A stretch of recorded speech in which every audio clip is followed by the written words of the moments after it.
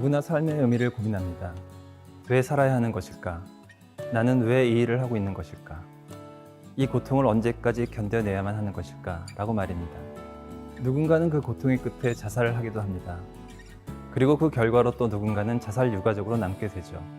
사랑하는 이들을 한순간에 잃은 사람들, 상실감을 극복하면서 인생을 살아가고 있는 사람들. 그렇지만 그들은 그 과정에서 잊고 있었던 소중한 삶의 의미를 발견하게 되기도 합니다. 오늘은 그 이야기를 들어보겠습니다.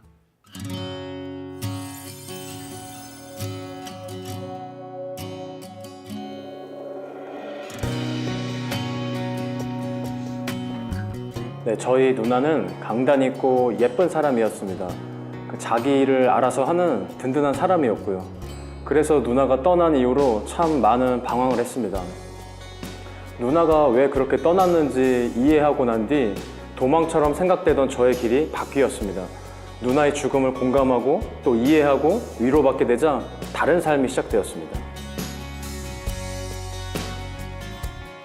처음에는 그 누나와 같은 경우를 만들지 말자 제가 영향력 있는 사람이 되고자 결심했습니다. 세상은 넓어졌고 나를 이해해준 사람들의 마음도 알게 되었습니다. 그리고 저 역시 다른 사람들을 또 위로해주는 존재가 될 수 있다는 것을 깨닫게 되었습니다. 네, 누나의 일은 아픈 기억이었습니다. 하지만 아픈 기억을 딛고 일어나 보니 참으로 감사한 삶을 살 수 있게 되었습니다. 저는 매 순간 더 나은 사람이 되어가는 것 같습니다.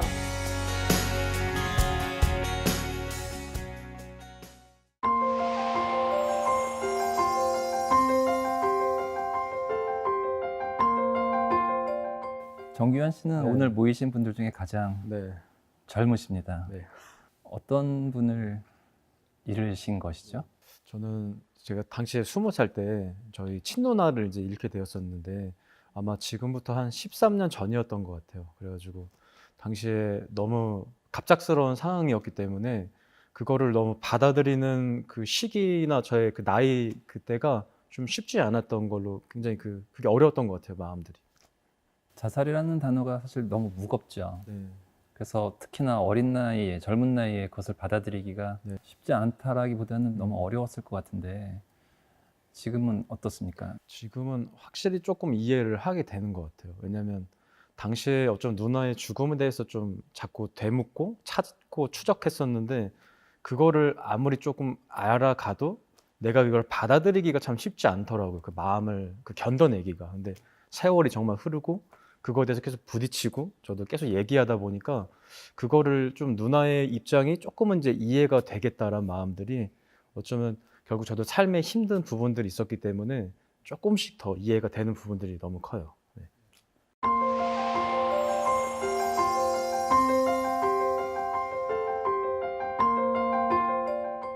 큰일을 겪고 나면 세상을 보는 눈이 달라진다고 합니다. 특히 그것이 죽음인 경우에는 더하겠죠. 그 전까지 중요했던 것들이 지금은 아무것도 아닌 게 되기도 하고요. 인식을 하지 못했던 것들이 지금 또 굉장히 중요하게 되기도 합니다. 규환 씨는 오늘 보니까 굉장히 밝습니다. 지금 이 순간도 계속 성장해 나가고 있다는 게 느껴지는데요. 누나를 떠나보낸 후 1년 동안 아무 말도 하지 않고 군대로 도피했다는 게 잘 느껴지지가 않는데요. 말이 안 나오더라고요. 그랬는데 1년을 그렇게 살다가 야, 여기서 이렇게 살면 안 되겠다. 이거 그냥 집을 놔두고 그냥 도망가야겠다. 딱 그 시기에 또 군대를 가야 됐었고 그래서 그냥 군대를 어쩌면 좋아서 갔기보다 그냥 내가 살고 싶어서 좀 도망친 그런 겨울로 군대를 갔었는데 또 되려 저희 군대는 되게 좀 좋았었어요. 네. 좀 집이랑 떨어져서 일단 좋았고 하지만 그 안에서 좀 북적북적 우리 또 동기들이랑 또 이렇게 고참들이랑 후임들이랑 그냥 같이 많은 좀 힘든 삶을 또 살았을 수도 있었을 텐데 그 안에서 좀 겪었던 일들이나 좀 어쩌면 추억 또 땀 그런 것들이 굉장히 저에게 새롭게 다가왔던 것 같아요. 어쩌면 또 1년 동안 내가 벙어리로 살았었지만 그 군대 2년이 저를 더 이렇게 살아가게 해줬던 그 계기가 정말 컸었던 것 같아서 저에게 너무 좋은 시간이었어요. 또 좋은 분을 만나서 처음으로 마음의 이야기를 하셨다는 이야기를 잠깐 하셨었잖아요. 워킹 홀리데이 얘기도 잠깐 해주시겠어요? 당시에 좀 계속 6년 이제 누나 일 겪고 나서 6년 정도 계속 아무한테도 얘기하지 못하고 스스로 이걸 이겨내기가 너무 이제 벅찬 시기가 왔었어요. 그래서 이제는 저의 그 태엽이 다 감겨서 아무 에너지가 안 돌아서 그때 어쩌면 군대 간 것처럼 오늘 또 어딜 떠나야겠다. 그냥 딱 그런 시기가 있었는데 그때 이제 대학 교수님이 갑자기 그 워킹홀리데이 얘기하면서 그게 딱 제 마음에 딱 들어왔어요. 그래서 막 준비도 되게 짧게 했어요. 2달 동안 그냥 간단하게 돈 벌고 어쩌면 영어도 준비 안 하고 그냥 급작스럽게 뭐 집을 구한 것도 아니었고 일을 구한 것도 아니었고 그냥 혼자 이렇게 비행기 타고 날아갔는데 막상 이제 가니까 정말 당황하게 되더라고요. 네. 그랬는데 또 어떤 좋은 분들이 저에게 손을 내밀어 주면서 그들과 또 손을 붙잡고 근데 또 어떤 그 한 분이 정말 저의 모든 얘기를 그냥 다 들어주셨어요. 네. 꼭 어떤 조언이나 막 이해한다는 그런 이렇게 어떤 말적인 그런 가벼운 단어들보다 그냥 울어주셨고 같이 아파하셨고 또 같이 웃어주셨고 또 격려해 주셨고 그게 정말 큰 힘을 얻었었어요. 네, 그 시기가. 뭘 공부하셨습니까? 그때 솔직히 공부는 안 했던 것 같아요. 공부는 안 하고 그냥 바로 일을 구했었어요. 바로 일을 구하고 또 집주인 형이랑 너무 잘 맞아가지고 그때 이제 춤을 배우기 시작했던 것 같아요. 너무 즐거운 생활이었어요. 너무 바빴지만 굉장히 보람됐었고 좀 새로운 환경에서 새로운 나를 발견하는 느낌? 네, 그래서 아주 너무 좋았었어요. 사랑하는 사람을 잃은 기억을 가지고 새로운 환경에서 새로운 삶을 시작하게 되는 계기가 되었다라고 이제 이해를 하게 되었는데요. 내가 경험했던 그 가족의 자살, 그것을 이야기했던 때가 기억이 나시나요? 호주에서 처음 그 한 분에게 이야기를 했을 때 그분이 이제 저에게 일주일 뒤에 또 부탁을 하셨어요. 이거를 우리 모임에서 혹시 얘기해 줄 수 있냐고. 그래서 한 8명의 모임이었고 그냥 잔디밭에서 바깥에서 이렇게 한 오후 5시쯤 시작했었는데 어떻게 처음 딱 얘기하자마자 그 8명이 정말 다 우는 거예요. 근데 그 광경이 저에겐 너무 또 생소하게 느껴졌던 것 같아요. 어쩌면 이건 그냥 내 아픔이고 그냥 어쩌면 내 거의 작은 상처의 기억인데 아, 이렇게 울어줄 수도 있는 거구나. 그때 그거를 보면서 너무 많은 위로를 경험했던 것 같아요. 용납하는 거에 그 마음. 그러니까 뭔가 저도 더 얘기하게 되더라고요. 그때부터는 진짜 새로운 분들한테 계속 얘기하고 있어요. 네. 한 명의 자살 사망자의 5명에서 많게는 10명까지 자살 유가족이 발생한다고 합니다. 우리나라는 매년 8만 명 이상의 자살 유가족이 발생한다는 것일 텐데요. 사랑하는 이를 잃은 슬픔과 상실감은 때로는 우울증으로 발전하기도 합니다. 하지만 힘든 시간을 마주하고 받아들이면서 새로운 삶의 의미를 받아들이시는 분들도 많습니다. 오늘 이 자리에 계신 분들처럼 말입니다. 세상의 많은 자살 유가족 분들에게도 이러한 시간이 경험이 되었으면 좋겠습니다.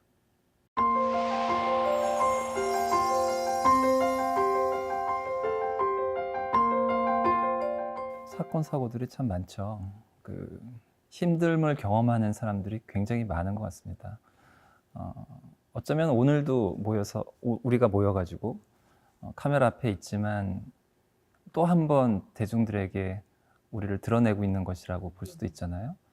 통계를 보니까 2017년도 우리나라 자살 사망률이 다행히도 인구 10만 명당 24.3명 정도 수준으로 조금씩 감소는 하고 있는데 여전히 최상위권의 자살률을 기록하고 있는데 어떻게 하면 조금 더 줄일 수 있을까에 대한 이야기를 잠깐 해보려고 하는데요. 규현 씨는 좀 어떻게 생각하십니까? 네, 저도 이 부분에 대해서 정말 생각을 정말 많이 했었는데 어쩌면 좀 가장 기초적인 좀 가정으로 좀 보고 싶었어요. 이제 가정이 이제 예전에는 좀 대가족이고 좀 서로 좀 접점이 많았었을 텐데 지금은 이제 굉장히 뭐 혼밥, 홀로족 이렇게 개인 사회가 더 크다 보니까 이 사회 흐름조차 이게 혼자 있는 시간이 많은 것 같아요. 이 세상 그 흐름 자체가 이미 개인 사회가 되다 보니까 어쩌면 자신이 그렇게 더 빠지는 거지 않을까. 그래서 저는 이 부분에 좀 대안책으로 많이 생각하는 부분이 좀 스스로 돌봄이었던 것 같아요. 네. 근데 이거는 꼭 이제 부모님이 이거에 대해 좀 어느 정도 기초적인 스스로 돌봄에 대한 그런 길을 만들어야 되고 그리고 이제 이걸 자녀들에게 좀 가르쳐야 된다 생각해요. 청년들이 제 외래에 많이 오는데 가족들이 사실은 도와줘야 되는, 특히 부모님들이 도와줘야 되는 입장임에도 불구하고 계속 상처를 주는 경우들이 되게 많아요. 관계로부터 희망을 만약에 가질 수가 없다면 결국 스스로의 존재를 반짝반짝 빛나게 만드는 그 무언가를 셀프 케어로 해야 되는데 청년들은 스스로를 케어하는 방법을 알지를 못하고 케어할 가치가 있다고 생각하지도 않는 것. 제가 평상시 너무 많이 하던 얘기를 해주셔서 예, 그 생각이 좀 났습니다. 80%인가 90%인가 이상의 자살 사망자들이 돌아가시기 전에 어떤 사인을 보낸다고 합니다.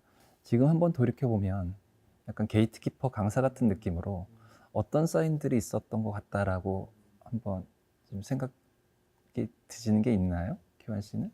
당시 그 누나 일을 좀 생각해 보면은 누나는 굉장히 좀 청결하고 뭐랄까 자기를 되게 잘 돌보는 사람이었어요. 근데 갑자기 어느 순간에 좀 현실을 더 이렇게 외면하고 가상현실 게임에 많이 빠져 있더라고요. 그리고 좀 잘 안 씻고 갑자기 그러면 이렇게 변화되는 모습을 보면서 좀 이렇게 어쩜 막 너무 이상하다 느끼기보다는 그냥 뭐 저럴 수도 있겠다 그냥 그렇게 느꼈던 것 같아요. 근데 나중에 이제 누나 죽고 나서 어머니께 들어봤는데 좀 더 디테일한 면이 있었다고 자세하게 누나가 그때 당시에 그 어떤 모 연예인이 이제 자살로 죽으면서 그걸 보고 자신 또한 이렇게 자살로 죽으면 어떻겠냐고 이렇게 엄마한테 물어봤다 하더라고요. 그러면서 아버지한테도 좀 긴 장문의 편지를 보냈었고 그 다음에 누나가 이틀 뒤에 이제 그렇게 졸업식 날 세상을 떠난 건데 어쩌면 잘 보면은 일상 가까이에 다 그런 변화된 신호들, 시기들이 다 있었더라고요. 공통적인 건 변화이네요.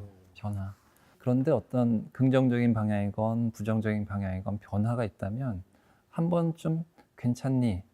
어때? 라고 질문을 던져보는 것으로부터 상담을 시작해보는 거는 큰 도움이 될 것 같습니다. 네. 자살 유가족분들에게 드리고 싶은 메시지가 있다면 어떤 것들이 있을지 한 분씩 좀 여쭤보고 싶습니다. 저도 먼저 이야기를 시작하자면 같은 유가족 입장으로서 저희 집은 되려 그런 일을 겪고 나서 좀 쉬쉬하는 분위기였었는데 어쩌면 나도 이거를 쉬쉬하면서 누나를 이렇게 버려야 되나 그런 마음이 있었는데 버릴 수가 없더라고요. 내가 이걸 넘어야지, 극복해야지, 치유해야지 이런 것보다 그냥 아픔을 받아들이고 울면 계속 울고 도망치고 싶으면 도망치자. 내 마음이 가는 대로 가자. 그랬을 때 어떤 순간에 그것이 쌓여서 좀 그것이 좀 더 넘어가고 계속 앞으로 가지 않았었나. 그래서 진짜 드리고 싶은 말씀은 그냥 아플 때 같이 아파하고 더 많이 울고 그때 나중에 분명히 웃을 일이 혹시 오지 않을까. 그때 그거를 계속 기대하면서 간다면은 분명히 좋은 햇빛이 온다고 그렇게 생각하고 있습니다. 받아들이고 마주하고 눌러서 없애려고 하지 말고 계속 경험으로 하라는 얘기이신 거죠. 공통적인 내용들이신 것 같습니다. 네. 슬픔 속에 희망이 있고 아픔 속에도 행복은 늘 존재합니다. 진흙 속에서 아름다운 꽃을 피우는 연꽃처럼 자살로 사랑하는 사람을 먼저 보낸 유가족들, 비록 많이 아프지만 조금 더 행복해질 수 있지 않을까요? 오늘 이 자리에 함께해 주신 세 분께 감사드립니다.